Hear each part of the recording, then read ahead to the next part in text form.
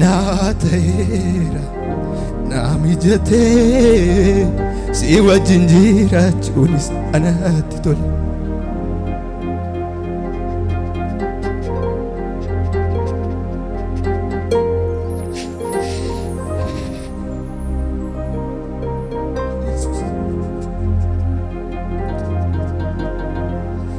Naatera namijate si wajjin jiraachuunis anaatti tole.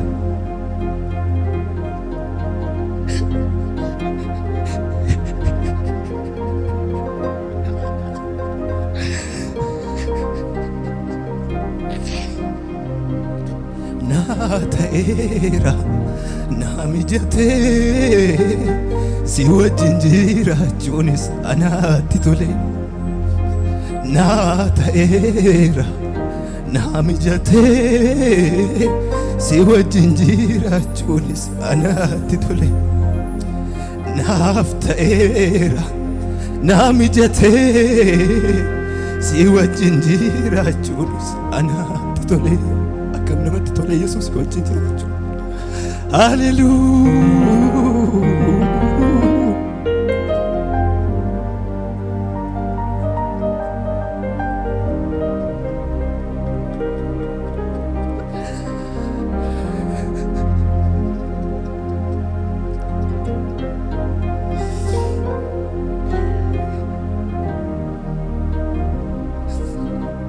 Gaarummaa kee malee mudaa kee nagarree, arjummaa kee malee mudaa kee nagarree, abbummaa kee laalee.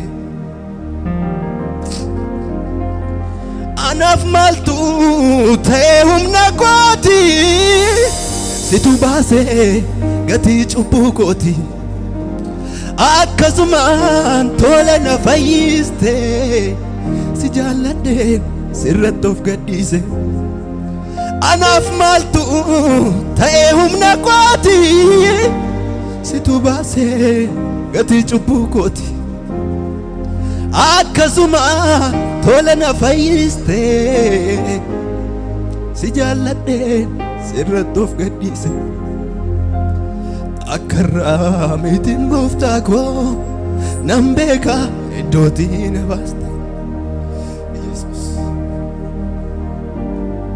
miilli koo siin daaga kutte, maal qabbeen maal siif hidhadhaa, kennaa gati jabeessan qabu amman beekuun siif hojjedhaa. Akkarraa mitiin gooftaa koo nan beeka iddootii na baaste. Siiniif argadhee sinaalu miilli koo siin daaga kutte, maal qabbeen maal siif hidhadhaa, kennaa gati jabeessan qabu amman beekuun siif hojjedhaa. Kan kee kanaan hin goolabu, gaarummaan kan kee na quubsaa, ormattiin baruu danda'e. Akkamittan si daagadha, si to'a danaan nagee. Gaarummaan kan kee na quubsaa, ormattiin baruu danda'e. Akkamittan si daagadha, si to'a danaan nagee.